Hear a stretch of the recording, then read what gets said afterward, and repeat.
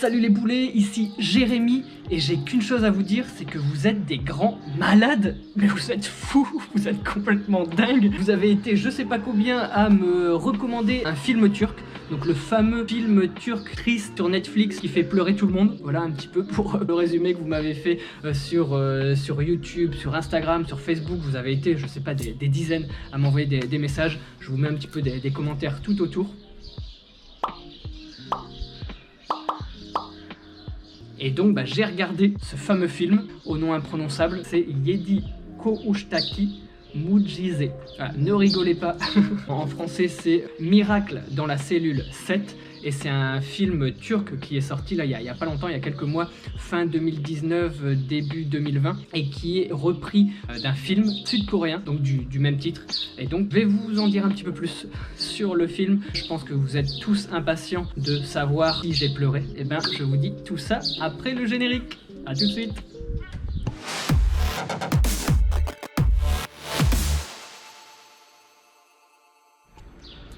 Lingo lingo, chicheler. Donc pour ceux qui ont vu le film, vous savez à quoi je fais référence en disant ça. Je vais pas trop vous spoiler, je vais pas vous expliquer vraiment tout en détail l'histoire du film. Comme ça je vais vous laisser du suspense. Franchement un petit conseil, peut-être si vous l'avez pas encore vu, voilà, je le dis jamais, mais peut-être ne regardez pas ma vidéo. Au moins comme ça vous êtes sûr que vous n'allez pas avoir des informations que vous ne devriez pas avoir. Je vais faire attention, mais voilà, je préfère quand même vous le dire. Donc pour vous mettre dans le contexte du film, c'est un papa qui s'appelle Mehmet, donc qui est surnommé Memo dans le film, qui élève seul sa fille Ova. Il l'élève seul parce que sa femme est décédée. Voilà, ça vous met un petit peu déjà dans l'ambiance. Donc c'est un veuf qui élève sa fille seul. Seul, pas vraiment en fait, il est également avec sa grand-mère.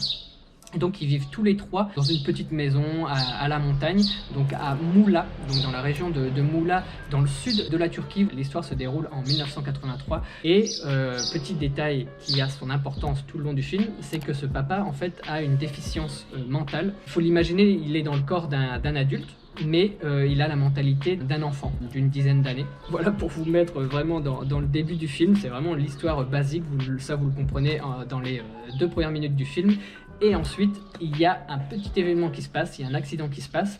Memo, donc Mehmet, en est témoin, donc il voit un accident, donc une petite fille qui tombe dans l'eau et qui heurte sa tête contre un rocher. Et donc après cet accident, Memo se précipite pour aller rechercher la petite fille qui est tombée dans l'eau. Et donc il n'y a personne aux alentours, il y a après la famille, les gens qui viennent et qui sont témoins de ça, de la scène. Donc il y a Memo qui porte la petite fille, et donc il est accusé à tort de cet accident, et il va en découdre pas mal d'événements suite à ça. Donc c'est un peu une erreur judiciaire, parce qu'en fait il a rien fait, il n'est pas responsable, mais comme il était tout seul, il est déficient. Il y a des petites choses aussi qui se sont passées avant, et donc qui l'accusent à tort, et donc il se retrouve dans la fameuse cellule 7 du titre, en prison. Et donc voilà, c'est un peu le contexte, je vais pas vraiment en dire plus. Donc pour mon avis personnel, honnêtement, j'ai vraiment accroché. C'est vraiment un film, voilà, du début à la fin. Par contre, ne faites rien à côté. Au début, je me suis dit, bon, je vais peut-être prendre mon téléphone, répondre à des messages, etc. Mais je pense qu'il faut être vraiment focus pour en profiter. Les acteurs, le jeu d'acteur est topissime, les 2 acteurs principaux, Mehmet et Ova, donc le père et sa fille, c'est vraiment incroyable. Et tous les acteurs en général sont très bons dans ce film. L'histoire, le scénario est top. Les scènes, les plans, franchement c'est un travail de malade. Et les émotions, on joue beaucoup sur les émotions avec la musique, il y a une ambiance vraiment top. C'est des fois très marrant, il y a des scènes vraiment très marrantes, il y a des scènes très tristes, c'est rythmé. Franchement, c'est très dynamique et c'est ça que j'ai bien aimé, parce qu'on s'ennuie jamais en fait. Il y a toujours des scènes qui jouent avec nous en fait, qui jouent avec nos émotions. On peut pas rester insensible, je pense, à ce film. Ou bien sinon, il faut être très fort, ou bien, comme je vous le dis, faire autre chose. Voilà, si on n'est pas concentré, si on n'est pas la tête à fond dans le film, peut-être que voilà, ça va pas vous toucher autant. Et pour la fameuse question, est-ce que j'ai pleuré? Eh ben, presque. Voilà, je vais pas vous mentir. C'est bizarre parce que au moment les plus tristes, j'ai pas pleuré.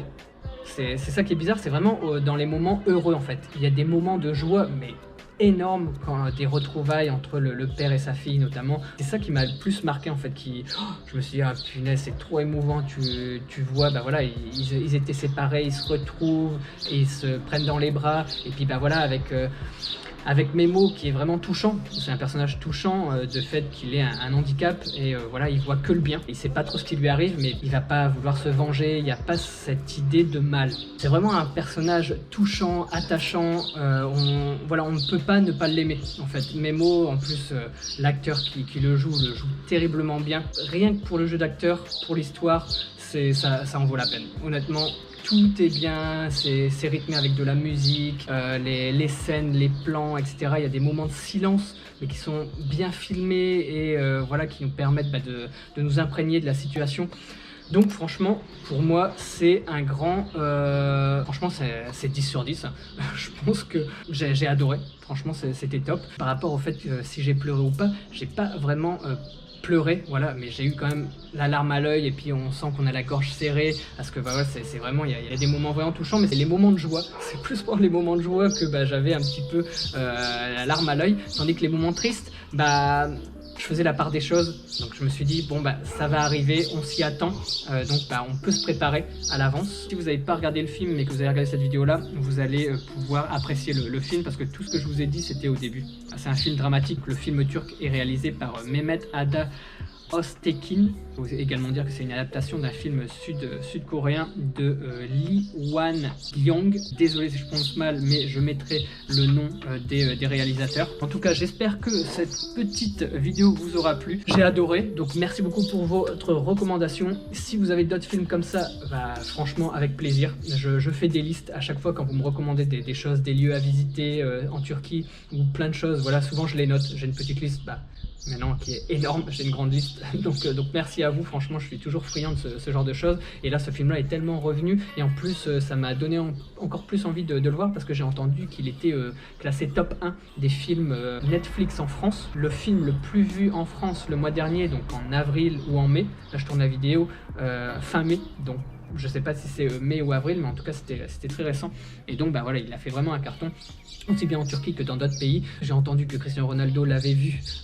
et qu'il avait pleuré avec sa femme, que des personnes de télé-réalité en France l'avaient vu et tout le monde avait été ému aux larmes, et donc voilà, j'ai tellement eu de réactions que je me suis dit ok, il faut que je le regarde, et je regrette pas du tout, je vous le recommande à tous.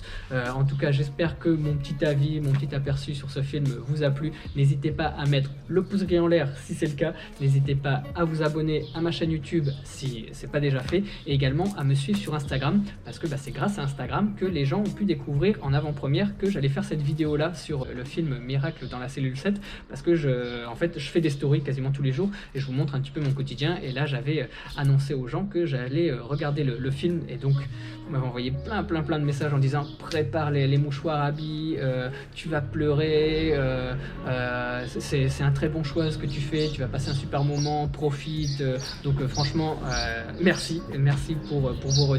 N'oubliez pas, voilà, mon compte Instagram pour suivre le quotidien d'un Français qui a décidé de s'installer en Turquie, à Istanbul plus précisément, et moi je vous dis à très bientôt pour une prochaine vidéo. Tchuss les poulets!